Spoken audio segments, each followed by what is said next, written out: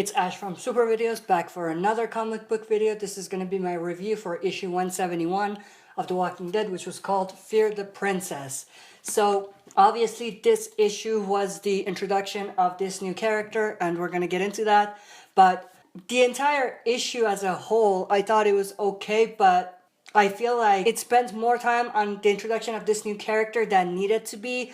Obviously, as Robert Kirkman said in the letter hacks, this character will become a very important character, and that's probably one of the main reasons why they spent so much time introducing this character. But I feel like they didn't have to cram all of her introduction like that in one issue, and they could have broken it down and had more things in there. So I'll get into all of that as I go through the plot points, but let's just go through what happened. So this issue basically picks up exactly where we left off in the last issue, with Siddiq coming out and telling Eugene that he was with Rosita and that Rosita's baby was his and everything like that. And, you know, he goes on to explain how he wanted to protect her and everything, but he figured out that now that Rosita is gone, he's basically protecting himself and everything. So it was a pretty cool, I guess, conclusion to that story, but I feel like it was a little underwhelming. They've been setting it up for such a long time, ever since it was revealed that Rosita had a baby, which was, I would say, 30-40 issues back, right?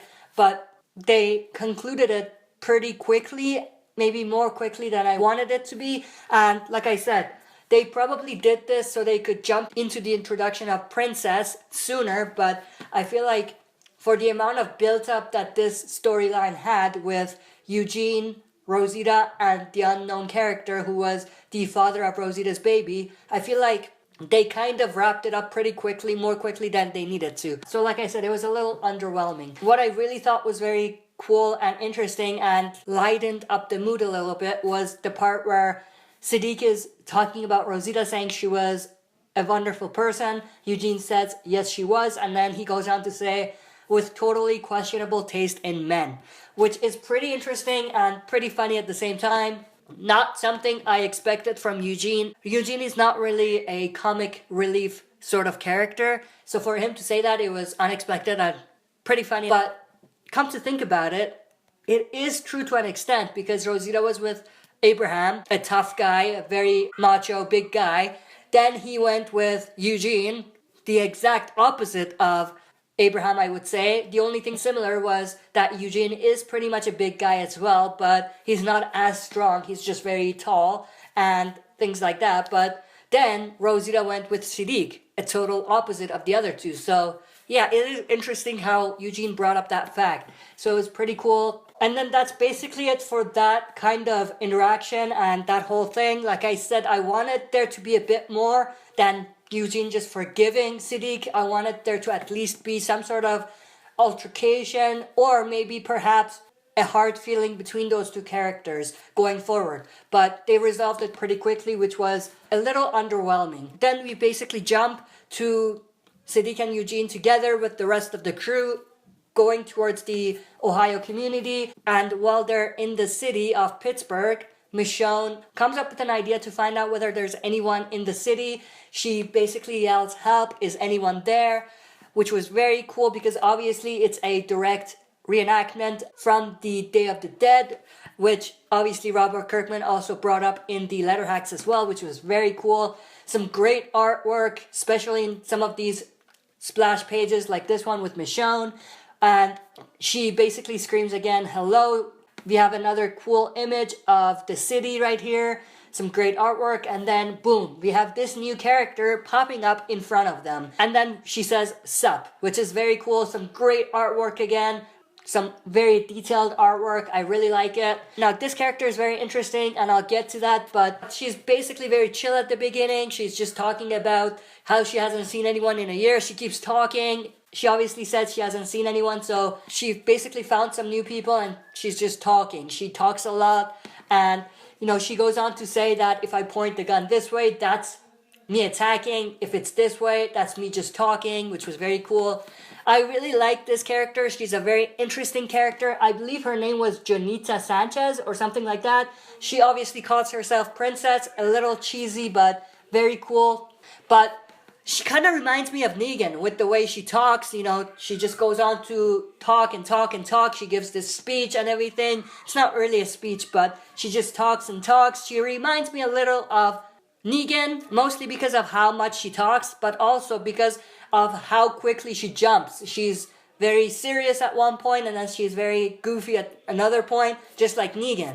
So she reminds me a little of Negan, but she's a very interesting character. Obviously, we will get to know her a lot more. As Robert Kirkman says, she's going to become a very important character, so it's going to be very interesting. And she basically brings up the fact that, you know, there are all minorities there. Very interesting topic. I think that's one of the topics that Robert Kirkman was wanting to bring up.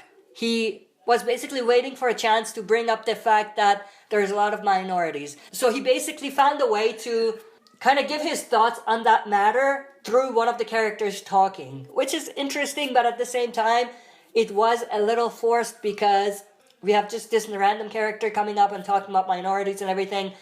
I think it was very cool the way Robert Kirkman did it, but felt a little forced with, you know, how political it became all of a sudden in the middle of her just talking about who she is and how she is alone and everything. But very interesting.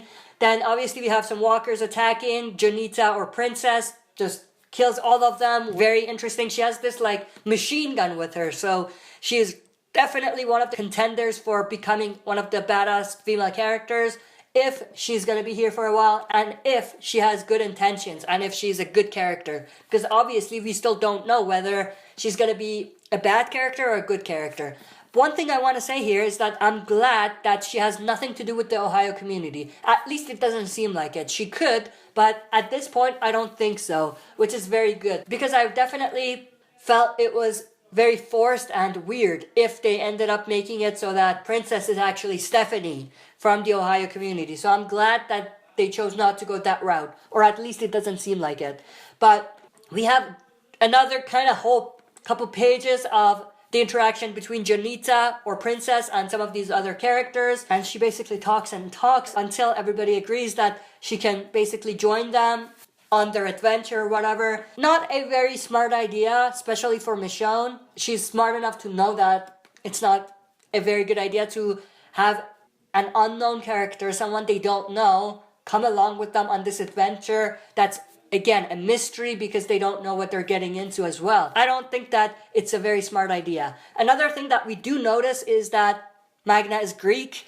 I don't know if we knew that before or not, but it was very interesting. I never thought of her as being Greek or whatever, but that's basically related to them talking about minorities and everything. And then they also agreed that she can go and grab her stuff. Obviously, they're being very cautious, which is very understanding. Not as cautious as they could have been. And obviously, they could potentially have walked into a trap. We don't know, because obviously the issue ends with the cliffhanger where she basically comes across this building and she yells, "Look alive, boys, I bought us some horses." And, you know, Michonne is very alarmed. She screams, "Stop right where you are right now."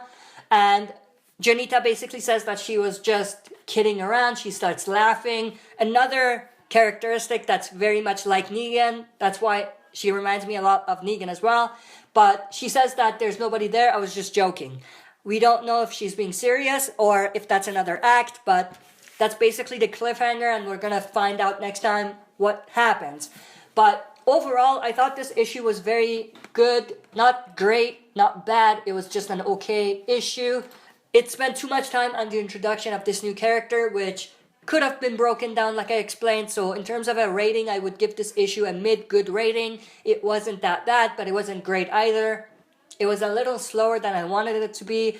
But in terms of this new character, Janita Sanchez, or Princess, really looking forward to getting to know her more and understanding how she ties up into everything and how she will become a big part of the story, as said by Robert Kirkman.